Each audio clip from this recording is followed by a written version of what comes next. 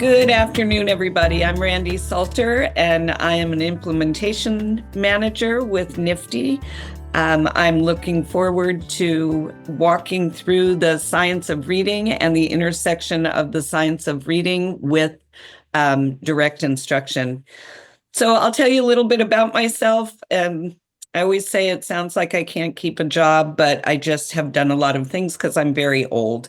So I started out as a speech and language pathologist and audiologist. I was a special education teacher and a general education teacher, a principal, curriculum director. I'd been a consultant for a long time, working in a lot of different areas, vocabulary, lots of academics and direct instruction specifically, classroom management and climate and culture of schools, been a university instructor. So see what I mean? I'm very old and I've done a lot of things. I am working with my lovely assistant today, Rochelle Davisson from Nifty, and she's going to do a couple of upfront things with us before we get started. So Rochelle, take it away.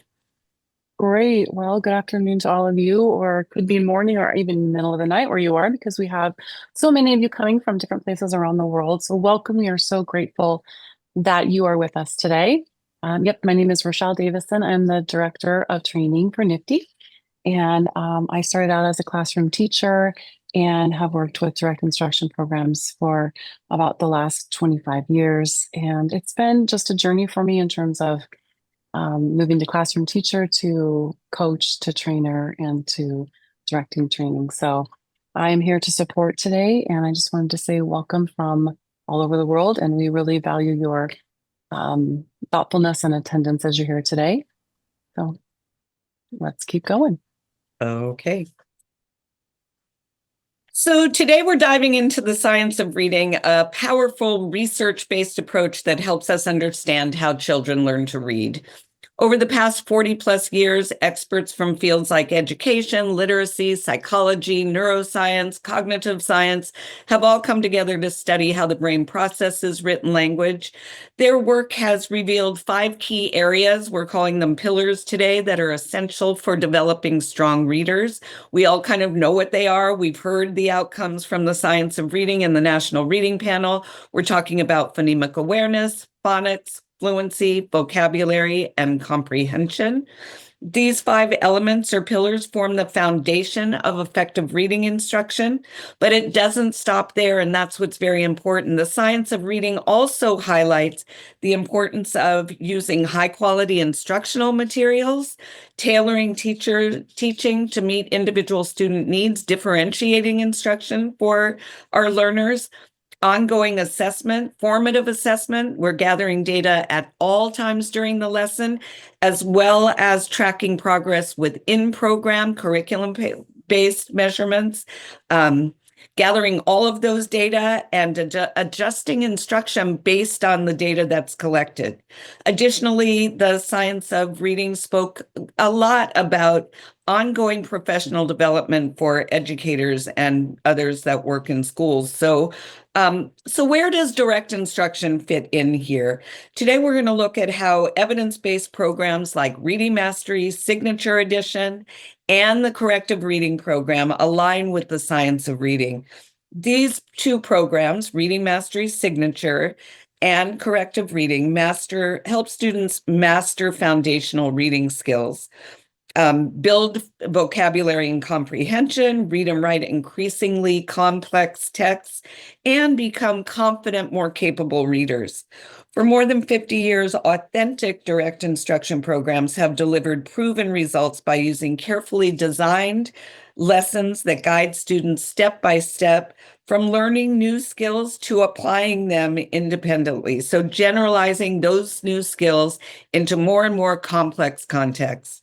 So let's explore how this program brings the science of reading into real classrooms. Before we do that, I think we're going to have, let's see if I can. Rochelle, would you like to do a couple of those polls real quickly? You're on mute, huh? Do you want to move to head to the agenda and then we'll go to the poll next? Agenda first, absolutely. So really, we're in this introduction piece. We'll do a quick materials check straight away. I'm going to go over some session goals for us today, and you can tell I'm talking really fast. Big subject, lots of information, and then we'll really dig into how authentic direct instruction and the science of reading come together. In terms of our webinar format today, as you can see, only presenters can be seen and heard. If you'd like to leave a question, you'll be using the question and answer option on your screen. If for some reason you become disconnected, technologically, not existentially, please just come back into Zoom and rejoin us, and we'll be right here waiting for you.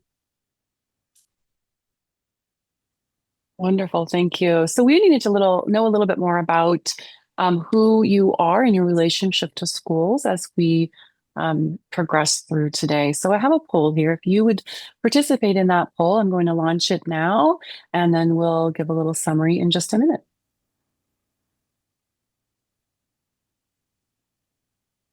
Great, lots of people entering their information so far.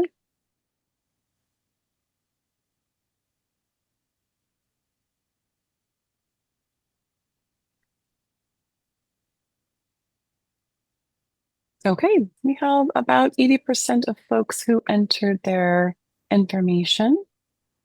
So let's go ahead and end this poll and share results. So as you can see, many instructional coaches are joining us today, as well as some people in that other category: support staff, support leadership, district leadership, and university lecturers, researchers. So welcome everyone. That helps us a lot to know our main audience. Great. Thank you. And then we have one more poll that we'd like to get to. The next slide, looking at direct instruction and you. If you would just take a look at the options here and let us know how this applies to you. And you're just going to choose as many as apply to you. So I'm going to launch this poll and you can take a look right now.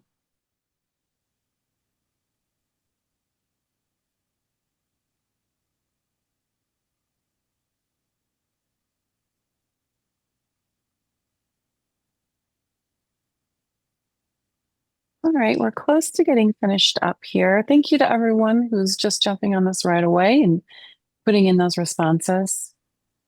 Really appreciate that.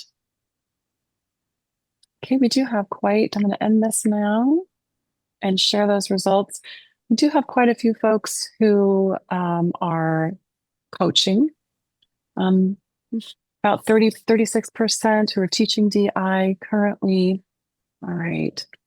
And about 33% who are not teaching right now. Great. All right. Thank you so much for giving us some information on who you are. There we go. All right, Randi, let's keep going now that we have a little bit more information about our audience. Oh, no. Something weird has happened here. Yeah. Let's do this instead. How's that grab you? It is showing up. Can you see that whole slide? I cannot see. Uh-oh. Okay. Anything. I'm going to stop sharing and then I'll share again and see if we can get that back.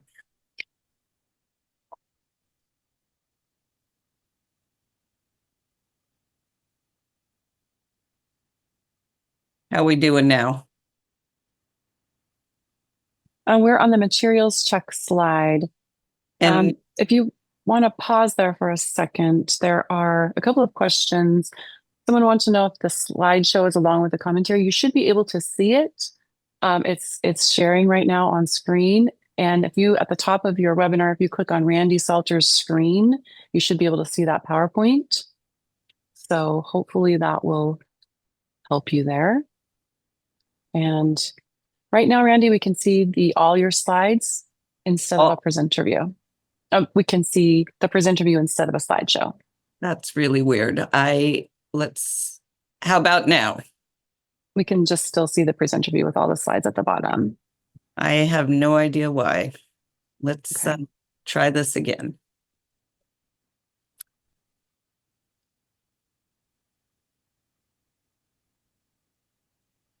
How's that look? That's perfect. Okay, You got it. let's go with this one. I'm gonna go back to analog soon if we can't. Got to rock this old school. So let's just quickly go through the materials check. You should have the first thing that you can see on your screen, which is the Reading Mastery Signature K sound chart. We'll talk about that specialized font in a minute, that orthography, but that's one of your handouts. Another one is the corrective reading decoding sound pronunciation packet. And these were all in a link that came in the same email that sent you the link to get into the webinar today. So there's a second link in that email. And that contains all 4 of these items. The reading and language programs, a list of all of the authentic direct instruction reading and language programs is in there, as well as a start of year flow chart. And we'll be talking about those later on in our presentation. So let's talk about what our goals are for today. We're going to take a closer look at how authentic direct instruction programs are thoughtfully designed and how the core pillars of the science of reading are purposefully woven into that design of direct instruction. Part of what makes capital D, capital I so powerful is its efficiency and clarity.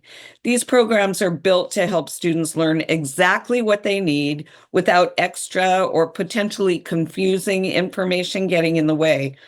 Skills are taught in a carefully sequenced, very small, discrete steps, making learning manageable and successful. Then once students have mastered those foundational skills, they're guided to apply them in broader, more advanced ways.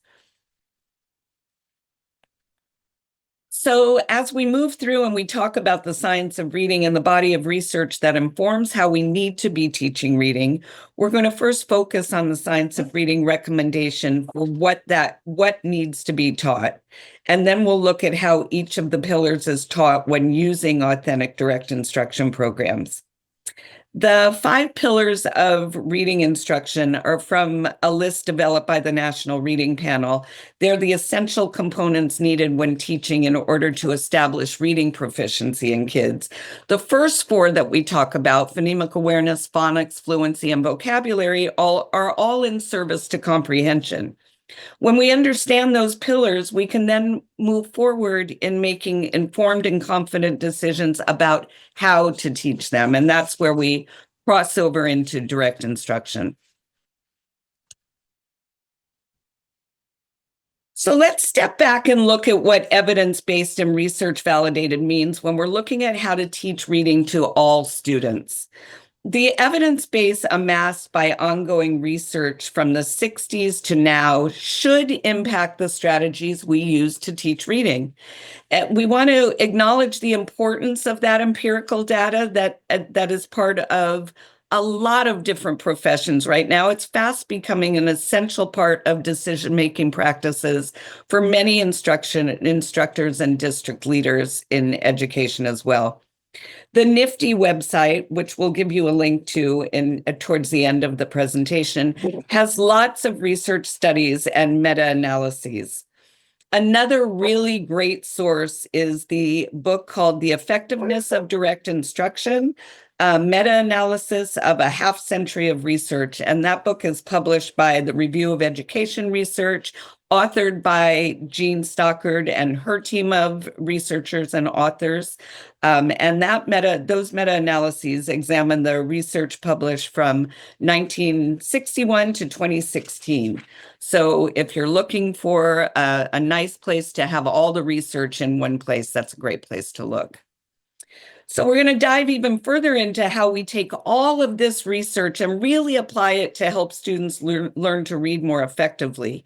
When we're using high quality research-backed curricula that reflect the principles of the science of reading, here's what happens. Students are much more likely to become proficient and confident readers. They're much better equipped to understand what they read, which after all is the goal. That's the whole point of reading, right? And just as importantly, we reduce the risk of students falling through the cracks due to weak core instruction or missed learning opportunities, students' learning needs not being met early on in their school career. So we're going to take a closer look now at the key design features that make the authentic direct instruction curricula materials so effective. So part of that is that it's all explicit instruction, and we'll go through what these look like as we move forward. But explicit and systematic instruction are hallmarks of our direct instruction curricula.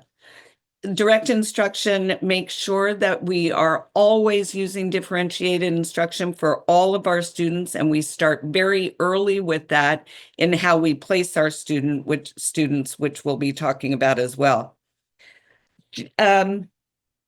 Let's look a little bit closer.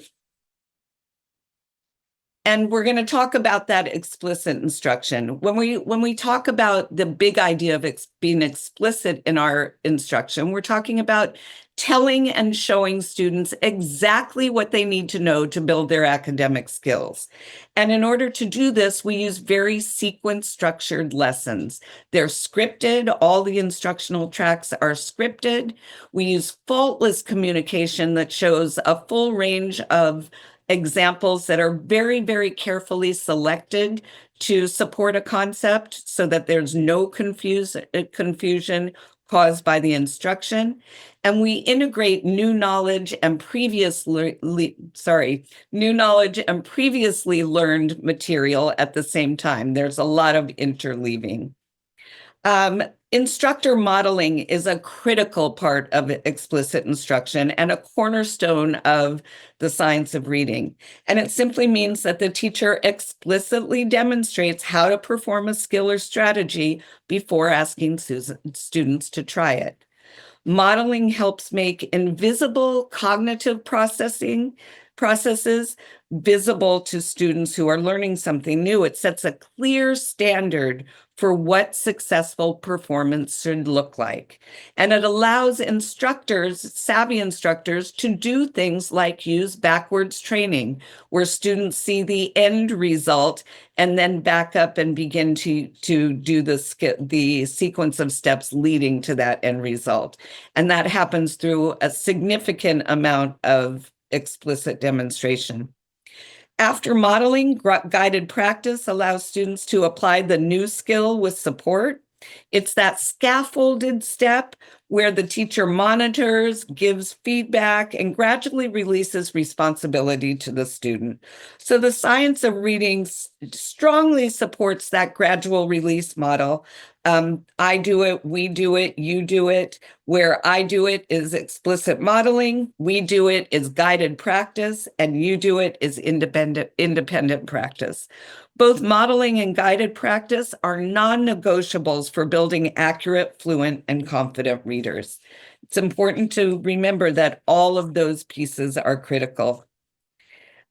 Having a teacher present and guiding students through the instruction makes it so that a competent reader is giving immediate feedback to learners. So immediate correct answers are given when there's an error. Immediate reinforcing feedback is given when students demonstrate correct responses. And this is what helps bridge the gap between teacher-led instruction and independent mastery. Remember, we talked about these big ideas. Explicit instruction was one of them, and now we're going to talk a little bit about the systematic piece of authentic direct instruction. The National Reading Panel and subsequent studies consistently show that systematic instruction in phonics leads to better word recognition, reading fluency, and necessarily then better comprehension, especially for beginning readers or readers who've been struggling for a while. It's more effective than unsystematic or incidental instruction, where skills are kind of taught only when they appear in the text or as problems arise for readers. Systematic instruction is planned and sequential. Skills are taught in a very logical and cumulative order from simple to more complex skills. This is not incidental learning where students are just kind of left to pick up patterns, see patterns, pick them up, and then generalize them on their own.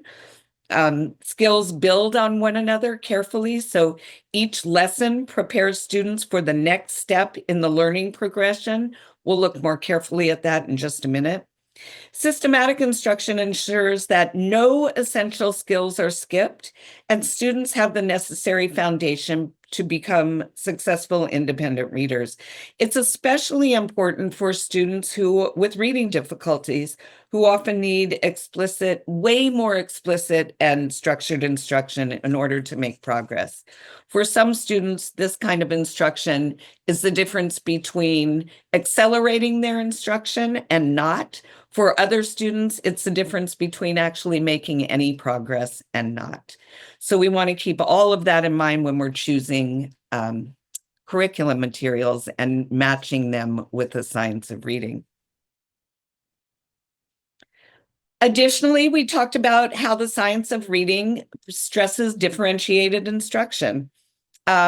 When we talk about differentiated instruction, we're simply talking about instruction that begins at the student's current level of academic performance, not their grade level necessarily. We don't put students in programs just because they've had a given number of birthdays or they're in a certain grade. Their initial skill level is determined by program-specific placement tests. And these are just short tests aimed at identifying if a student has the prerequisite skills to be successful at a specific entry place into a program level. The science of reading emphasizes that effective reading instruction is data-informed and responsive, not just systematic, but also very adaptive. So we begin our differentiated instruction with very careful program-specific placement tests. Students are placed into a homogeneous instructional group based on those skill levels and the outcomes of those placement tests, so that students in tiers 1, 2, and 3, that instruction is skill-based, again, not grade level based. And then once students are in those mostly heterogeneous groups, we are gathering daily formative data and use the data from regularly scheduled in-program curriculum-based assessments, and we use those to make data-based instructional decisions. So is this student still appropriate for this group? Is this the appropriate level for the student's skill? Is there another group in this building where this student fits in better in terms of skill level? And we're watching students all the time. No student who is placed in a group is stuck in that group. Feedback from daily performance and an in-program mastery test is used to constantly be tweaking and making sure students are placed correctly. This brings us to our first little moment we're going to do a little retrieval practice here. I'm going to give you about 20 seconds. If you have a question, please drop that in the Q&A box at the bottom of your screen, and Rochelle will get those to me. If you don't have a question, just take a minute to do a little 20-second brain dump on a piece of notepaper and get some ideas down about systematic and differentiated instruction.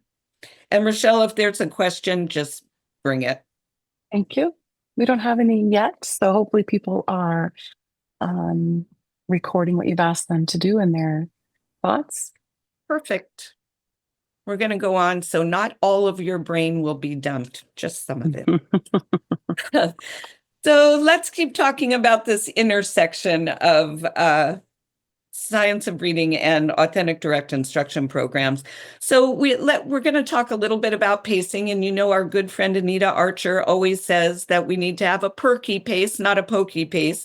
And this efficient pacing ensures that students master foundational elements of a skill before they progress into a higher order skill, which fosters a solid understanding of that new skill and better retention of those higher order concepts.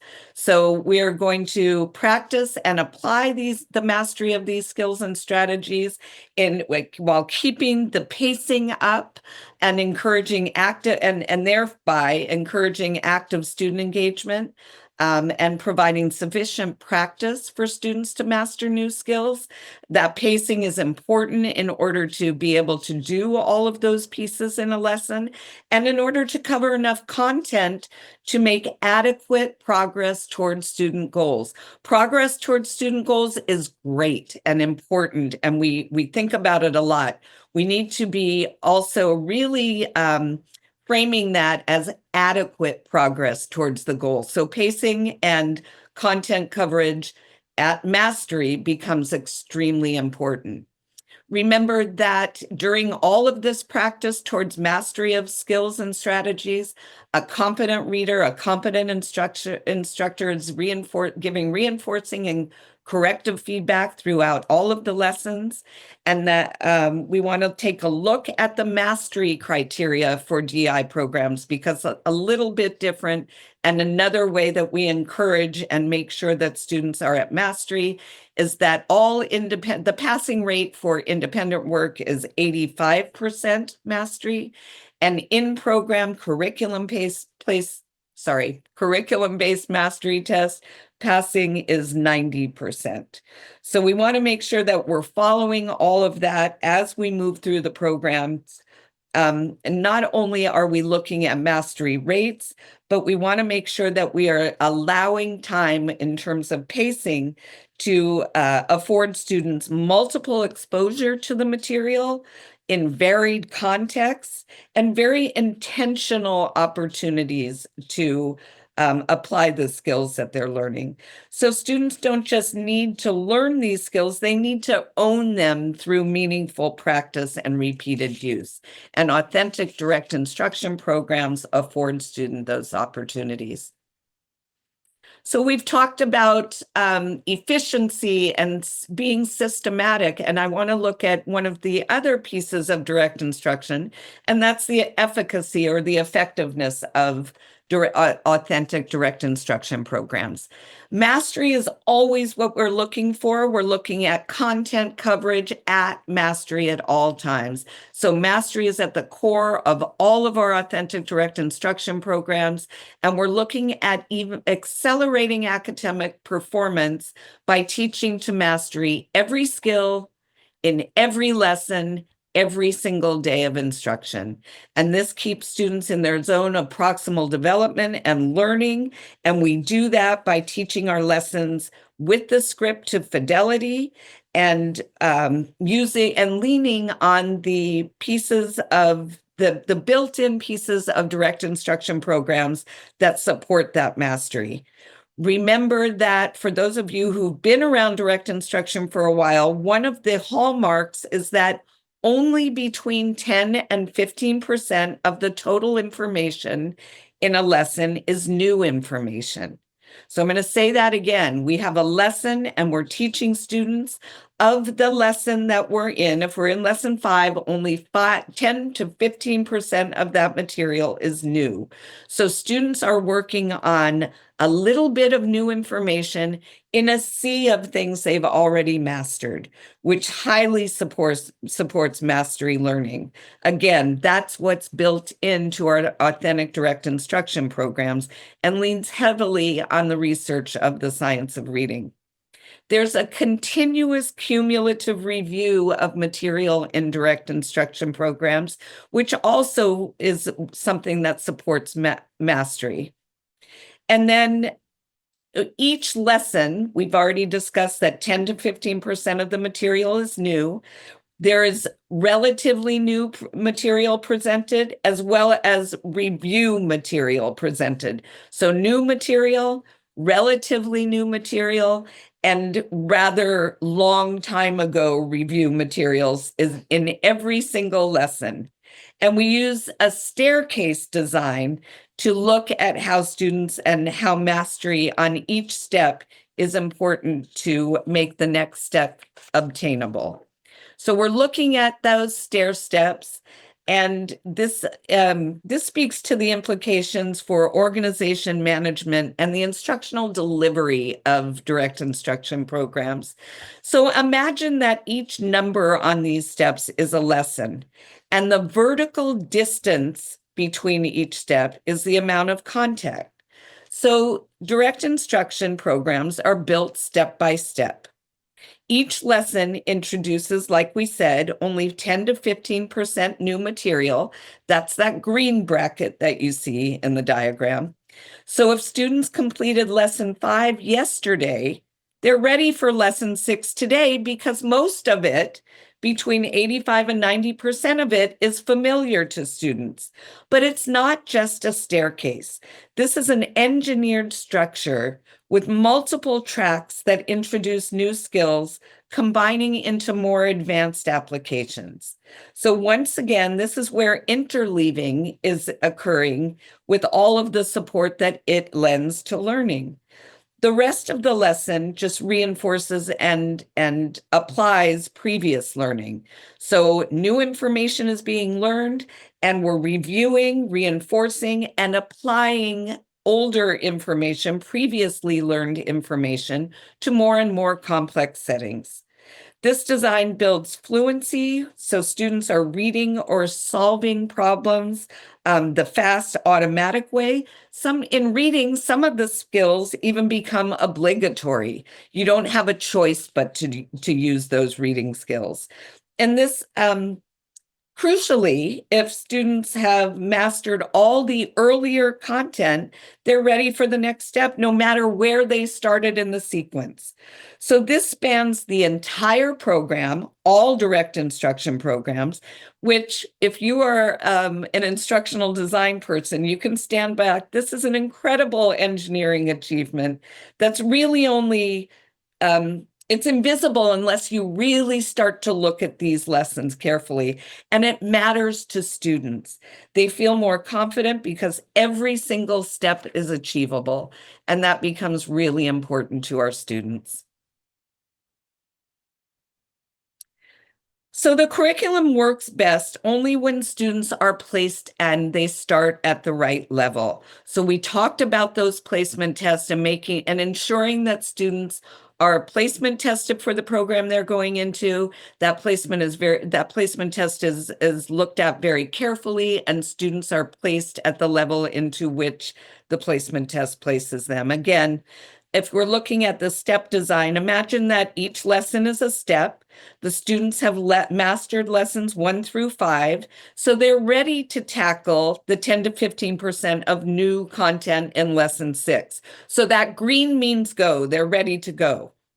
But if a student hasn't fully learned lesson 5, they're going to struggle. That same step now includes twice as much material to learn. So red means danger. Even a small gap can snowball, and a student behind today is likely to fall farther and farther behind tomorrow. That's why it's crucial to review or reteach missed material. And the design of authentic direct instruction programs allows us to do that in a way that benefits students. We don't have to leave kids behind. The bottom line here is that correct placement is key in these programs. And we need to think about all the curriculum we're looking at, because even the best curriculum will not help students if the material is too far above their heads. So placing students at their appropriate skill level is extremely important. Efficiency also is a hallmark of authentic direct instruction programs. So in addition to being effective, a really good instructional program and good instruction needs to be efficient. The time that we have with students is precious time. We need to honor that time by using every single minute to teach exactly what the students need. There's no room for fluff here. Nothing more than the students need, nothing less that they need every single day. And this will lead to the acceleration of learning. When all instructional time is used to build skills, students will stay engaged and make more rapid growth. So we cover as much content as mastery in a timely manner to allow for more content to be covered in the course of a school year. And we use delivery techniques in service of that efficiency. So fidelity to the scripted presentation, groups using signals to provide appropriate think time and gather group unison responses. So formative data, not just from one student we call on, but from whole groups of students so that we can watch and make informed decisions based on more than just one student's data. Skills placement so that we know students have the pre-skills to build on, and homogeneous grouping to allow for acceleration. So we're using efficient instruction at all times. Here's another time to take a moment to either drop some questions into that Q&A or do a little retrieval practice and write down things that we just thought about in terms of the efficiency of direct instruction. We're good, Rochelle? No Great. question?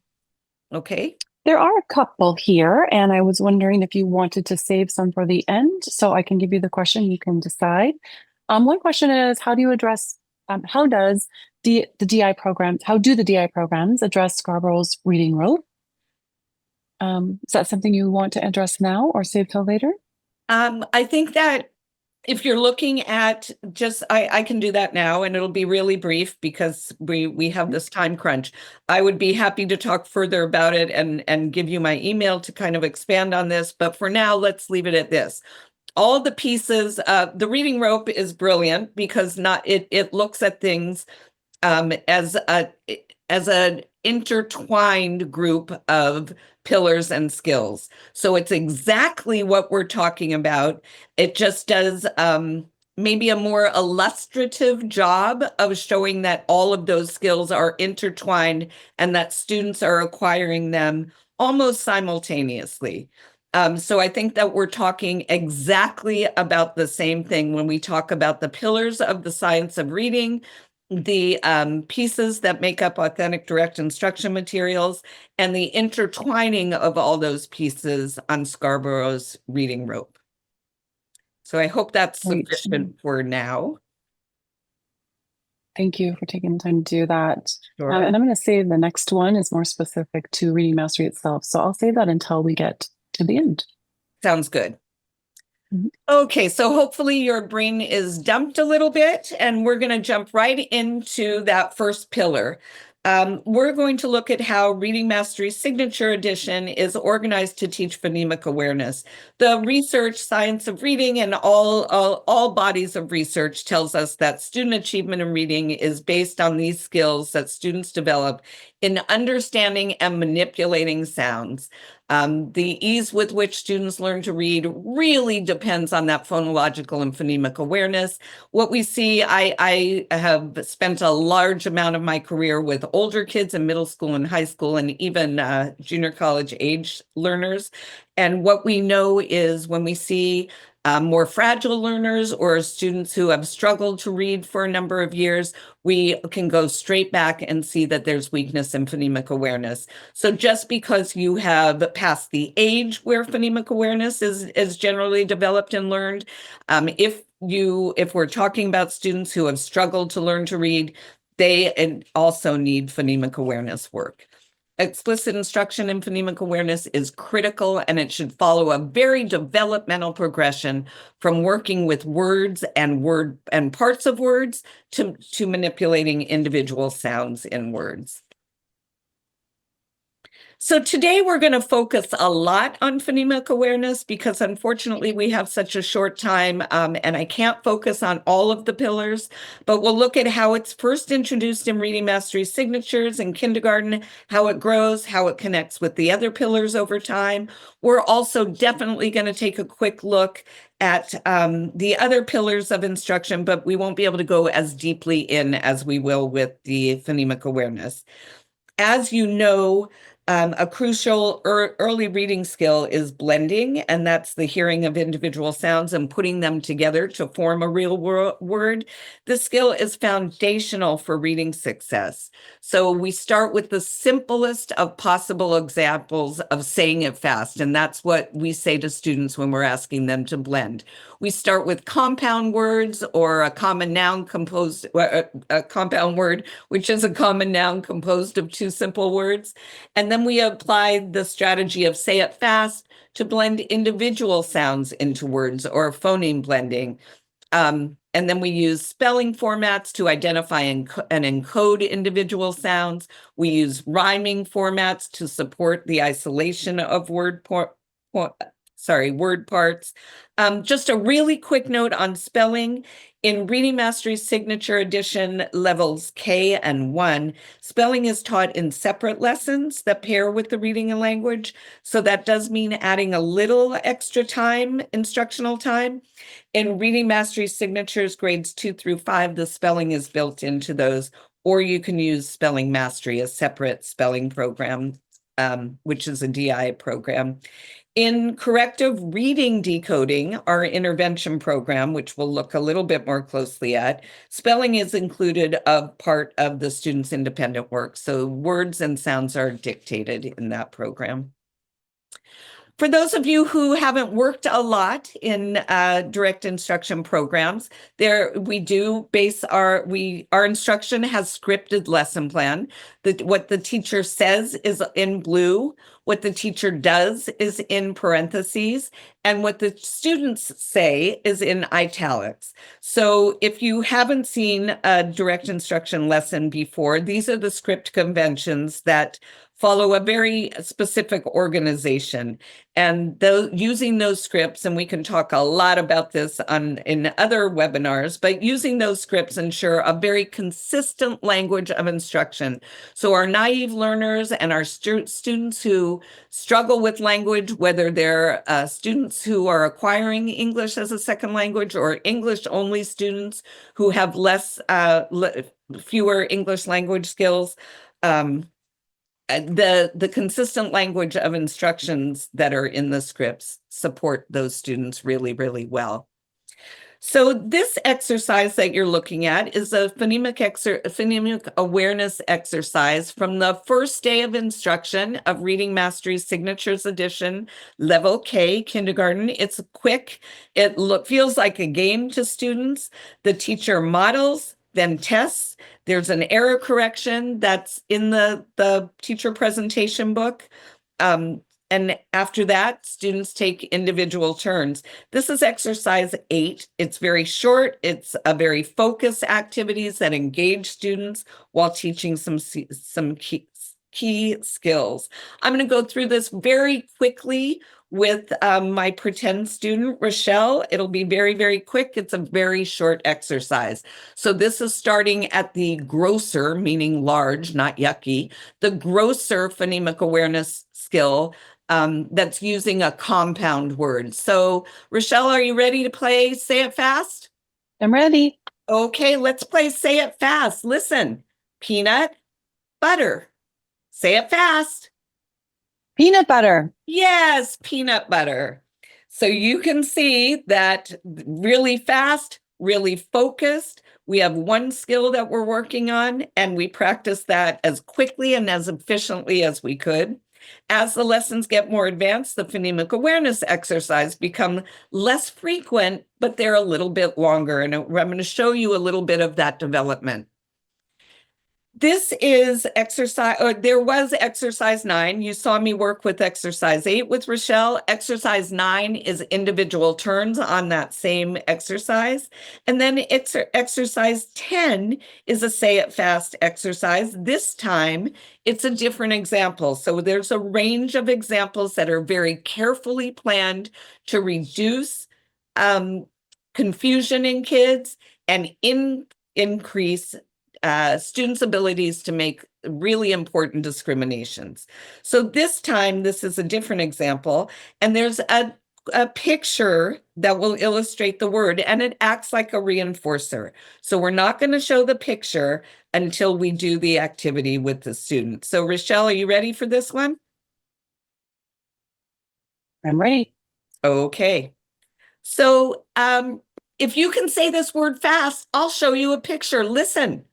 Foot, ball. Say it fast. Football. Yes, football. What's the picture going to show? Football. Yes, football. The boys you will see in the picture are playing football. Sorry, my bad. Football. Say it fast. Football. Football. Nice job, even with a teacher mistake. Well done.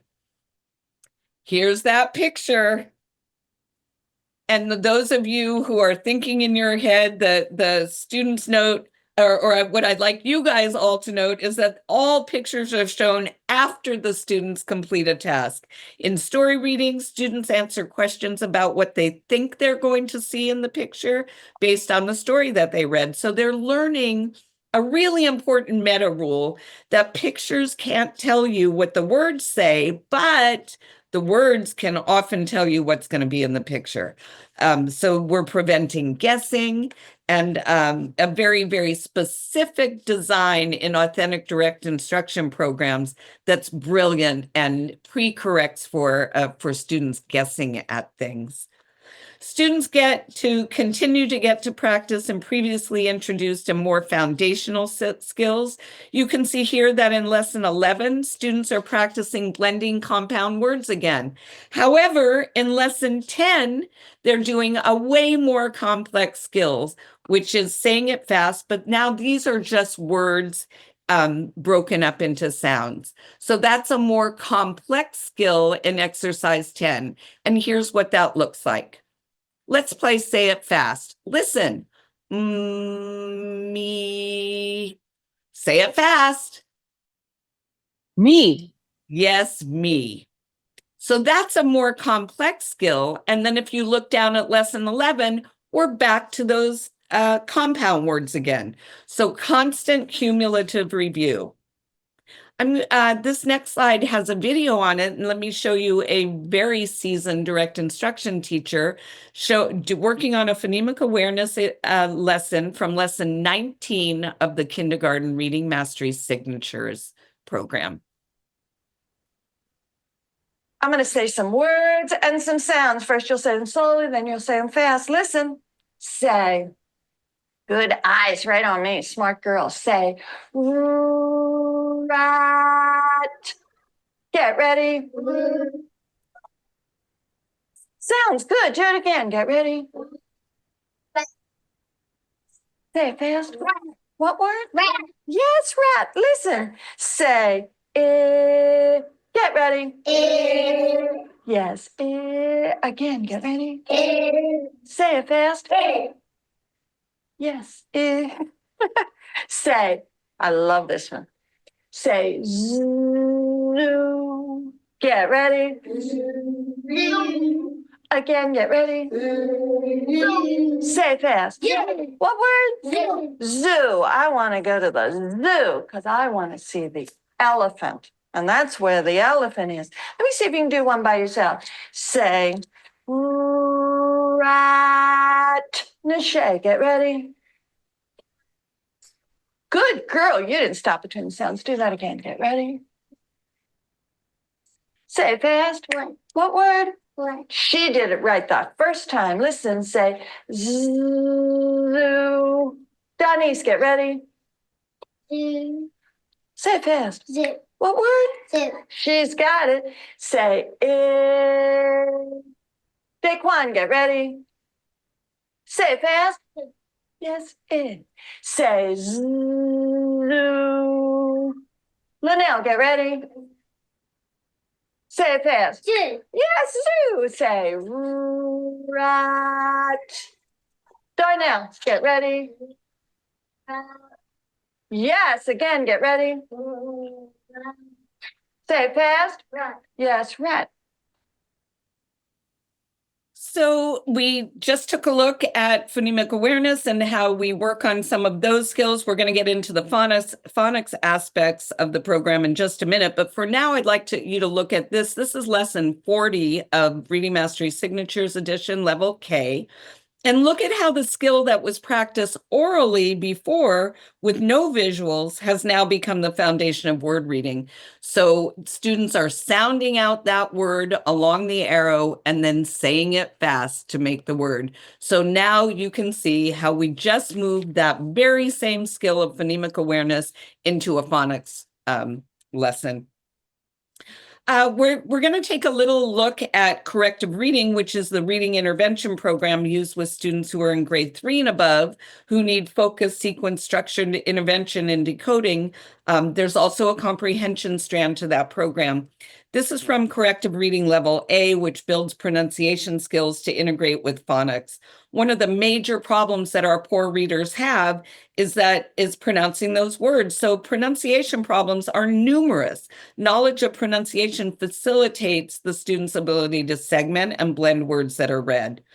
So the steps for correct pronunciation are sequentially built into these programs. And we build those by saying the sounds in word, repeating words presented by the teacher, identifying the middle sounds in words, and this exercise 7 from lesson 4 of corrective reading, the first level, level A, builds those skills. From corrective reading lesson 30, we're discriminating between vowel sounds. So you can see that this program moves a little faster because it's an intervention program and these students have more time to make up. One of the trickier parts of reading, and one reason students have so much trouble with reading, is that they don't discriminate between vowel sounds. It's really hard. Vowel sounds are not visual on your lips. The only difference between vowel sounds is the height and the location of your tongue in your mouth. So discriminating between vowel sounds, hearing them and producing them is tricky for kids. And it also impacts spelling critically. So these exercises that we're working on here evolve into students writing corresponding letter sounds for them. There's a lot of practice that needs to happen. Take a couple of minutes to either insert a question regarding phonemic awareness in DI programs or jot yourself a note. I see the time and I'm talking as fast as I possibly can. Let's look a little bit at the phonics instruction. The science of reading named decodability as a very critical characteristic of early reading text, or it should be a critical characteristic of early reading text. And because it increases the probability that kids will use a consistent decoding strategy. If the material that they're looking at is mostly decoding, and when they fall back on decoding, they are rewarded by being able to read, the chances of them using that strategy, decoding, the next time they run into difficulty is raised. And that's our goal, is to get them to hang their hat on decoding because it works more times than anything else. We give in phonics instruction and authentic direct instruction programs. Students should have the opportunity to read words accurately the first time by applying a decoding strategy. So keeping that material decodable is critical to our students gaining accuracy in reading. And then all of this should result in the possibility of comprehension. Without being able to pull those words off the page, necessarily there's no comprehension. Improving that skill will improve comprehension. Sounds in Reading Mastery Signatures K and 1, the first 2 levels, we use a modified orthography for this. So the sounds are taught explicitly with modeling and practice and repetition. They're introduced based on usefulness of the sounds. So we don't teach V straight out of the gate, since there aren't a lot of words we can practice it in. So we teach more usable sounds first. We call those symbol sounds, not letters, at this point in our instruction. Also, only lowercase symbols are taught at first, so students we're reducing confusion by teaching only one symbol per sound. Symbols are clear, and we separate any symbols that look or sound the same and are likely to be confused. For example, we teach the D, letter D, D sound in lesson 27, and the sound B, the B sound, B, is taught at lesson 121. So almost 100 lessons happen between those two very similar looking sounds. They're just balls and sticks that are facing different directions. That's confusing, so they're separated by a lot of lessons. Students begin reading early with their regular, more traditional symbols in grade 1, and it's a very easy. That shift to standard alphabet is smooth and gradual because students have mastered the words and they've moved from working memory to long-term memory. So your materials link has the sound packet that you see on your screen here. This is Reading Mastery K. This is the story from lesson 93. So 90 days of instruction has gone from students not knowing how to read at all to this. Remember that the pictures are shared after the students read the story. Comprehension is based on the actual text structures that way and not the picture. So let's show you what that looks like. Students read the story and then they see the picture and see if their predictions about the picture are right. In corrective reading, remember this is an intervention program, moves more quickly, uses standard orthography throughout. And so it's not specialized. Students have been in school for a number of years at the point that they become eligible or they start working in corrective reading. So they've already been exposed to letter names and sounds. So we use standard orthography. The wording within the script is used to guide the students, and we introduce the mastering of vowel sounds, long sounds, or the letter's name versus the sound. So take a minute to jot down the phonics and items about phonics instruction, or drop a question in.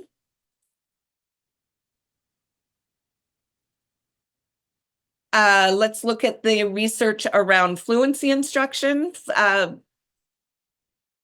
The science of reading says that fluent, accurate decoding has repeatedly been found to be the key indicator of proficient reading. We know this. We actually even know that fluency tests are often more predictive of comprehension skills than actual comprehension tests. There's been some research around that, so we know how important fluency is in comprehension outcomes. Fluency develops through consistent, accurate practice that leads to automaticity in reading. And there is daily practice with connected text in both reading mastery and corrective reading, group story reading, repeated readings, partner readings. All errors are corrected during that time.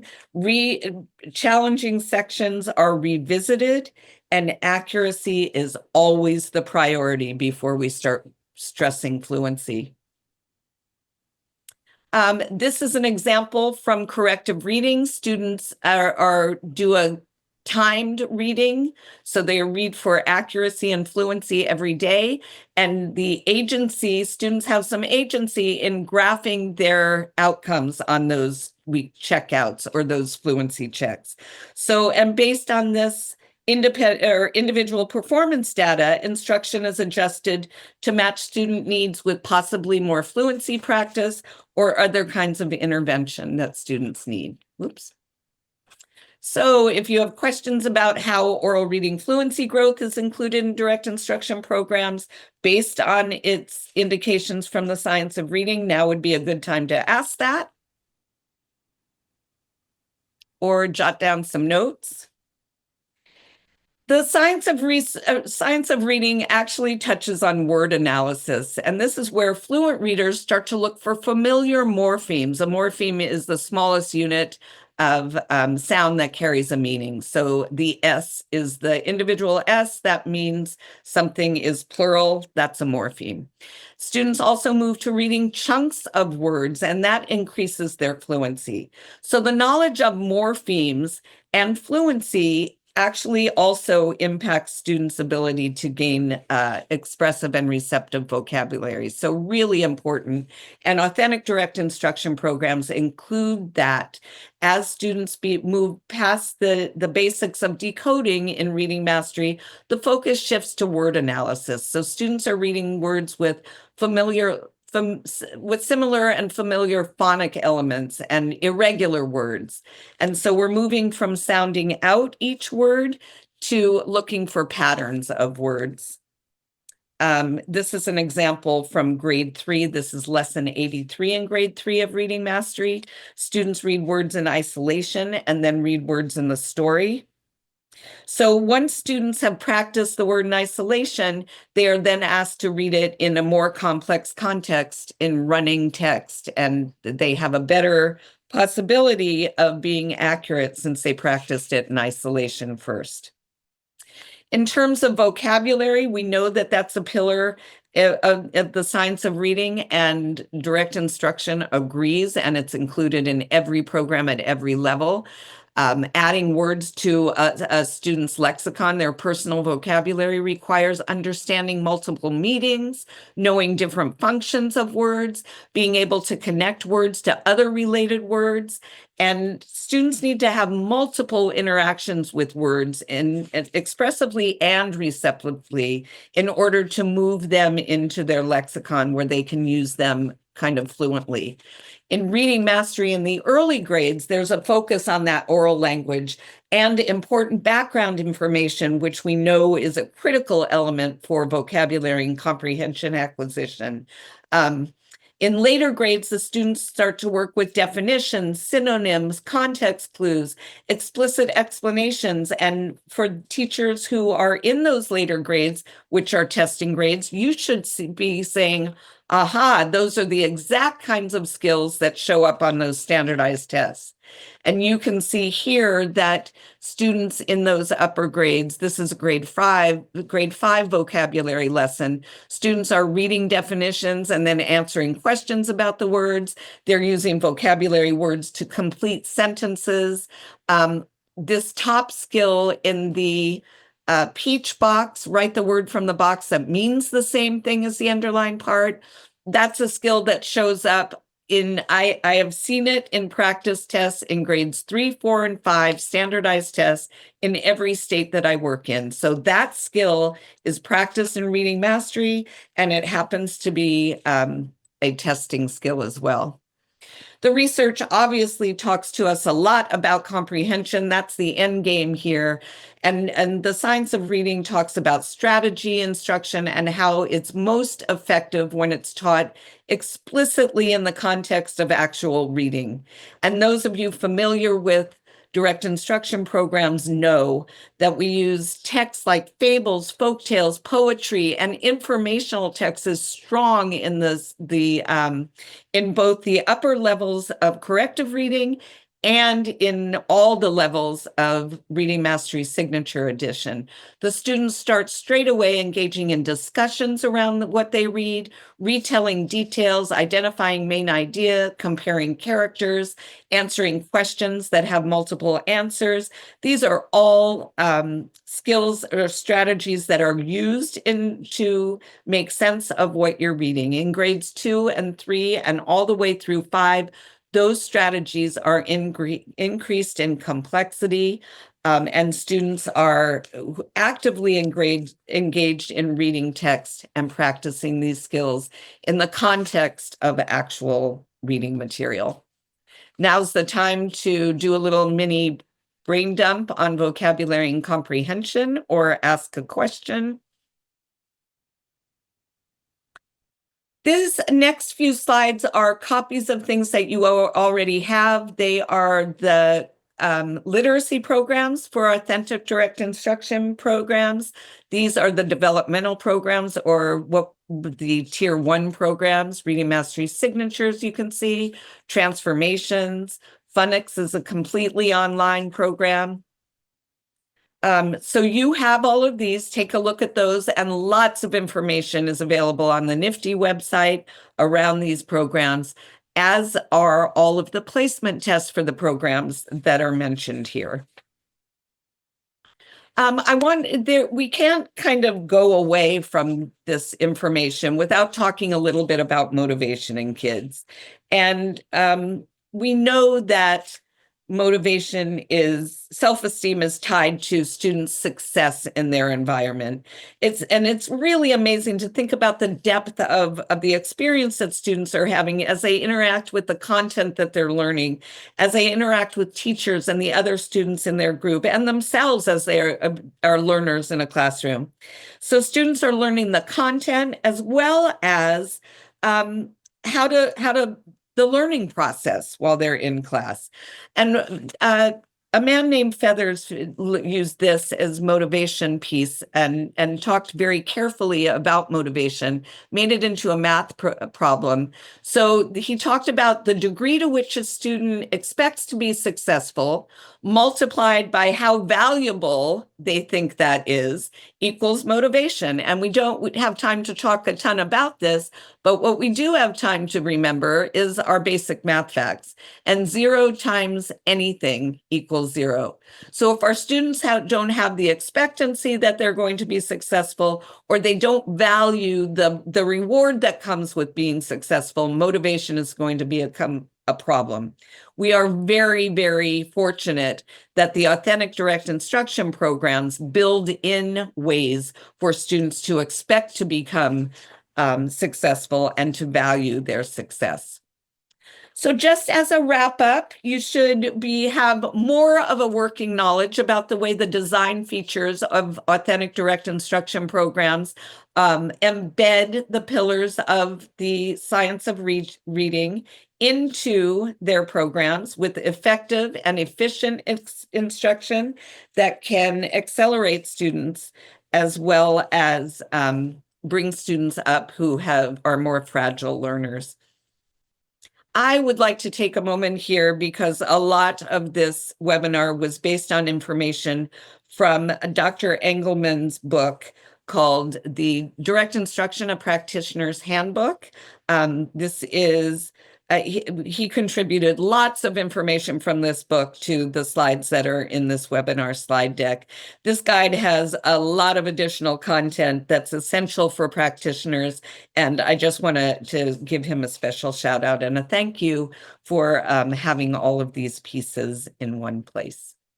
I am now supposed to throw this back to Rochelle. It may be Rochelle and it may be Brian, but somebody's going to grab this for me and finish up. I appreciate all of you for joining me today, and we're going to listen to just a couple of wrap-up pieces now.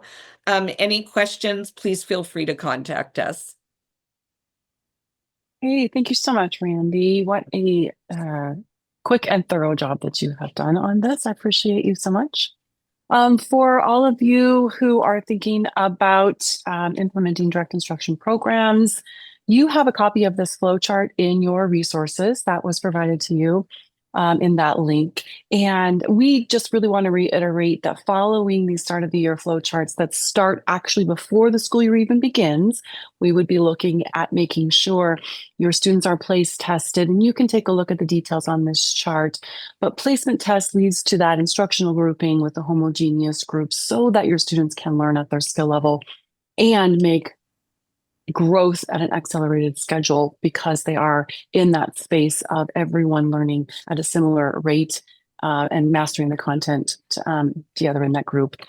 Placement tests also influence which materials you need to purchase because if you know where students are placed, what groups they're going to be in according to that placement, then you'll have the opportunity to get those materials in place before school even starts in the fall so that you can start instruction right away that first week of school very early. We don't want to waste any of that instructional time. It also informs teacher training because you need to be trained as a teacher and also coaches and administrators who will be supporting teachers in what they'll actually be teaching to students. So we want to make it very structured in that and prescribed, very purposeful there. focused teaching and coaching. It takes a while, a number of years to master as a teacher when you're teaching direct instruction programs. So having continuous coaching and skill development by someone who is an expert in the field and also can come out and support you is quite important. So we really encourage you to slow chart and see where you're at in your journey and how we can support you with that. And Randy, you can go to the next slide. Thanks. We have a conference coming up. The National Institute for Direct Instruction is sponsoring the National Direct Instruction Conference. It's in July in Eugene, which is a very pleasant place to be. Lovely in the summertime. And we have a couple of institutes for leadership, so administrators, leaders at sites, university level instructors and researchers. We have the Higher Education Institute that's brand new this year. Coaching Institute for those of you who are here learning about how to coach direct instruction programs. A Trainer Institute for those of you who are very experienced teachers and want to join us to be able to learn more about how to train direct instruction. And then, of course, the conference is program training for any of the direct instruction programs that we have in our brochure. You can go to our website and see that conference brochure. It's www.nifty.org. You've already been there if you registered to come to this webinar, so you know what I'm talking about. And you can definitely contact us to express your interest in implementation, more questions for us. How can we support you by accessing that website or going to the link that is there? Follow us on Nifty. You can use your QR code right now if you would like to. It will lead you to the Nifty social media and contact information there. There's a space to sign up at the bottom of that burgundy box there for getting some Nifty news from us each month. And feel free to contact us at info@nifty.org. Our phone number is there for you as well. We're able to answer questions and support you.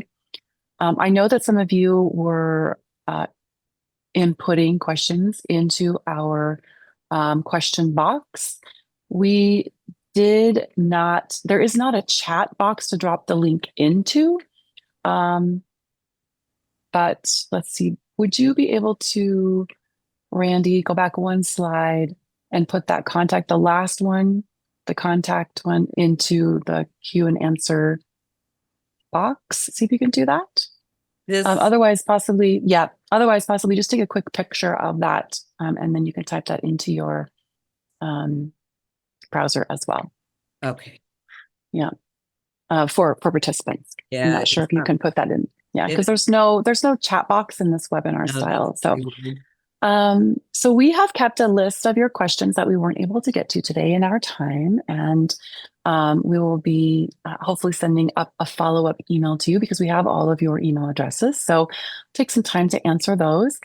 And just thank you so much. Reach out to us and we are happy to support you in this journey where you're looking into using direct instruction programs for your student development. Brian? Yeah, Randy? Thank you all for giving your time today. We do appreciate your attendance at this webinar. As stated in our earlier email, we will be sending you a link to so you can review this and show it on to other people who may be interested. And we will be sending you a version of the slide deck that Randy used to present from today. And I'm sorry that we weren't able to answer your question, all the questions that were posted.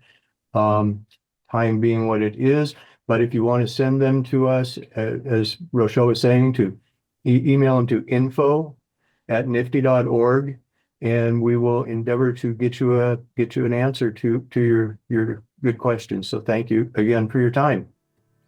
And how do we do that? That's all, folks. Thank you. Thank you. Have a great day, everybody. Thank you for joining us.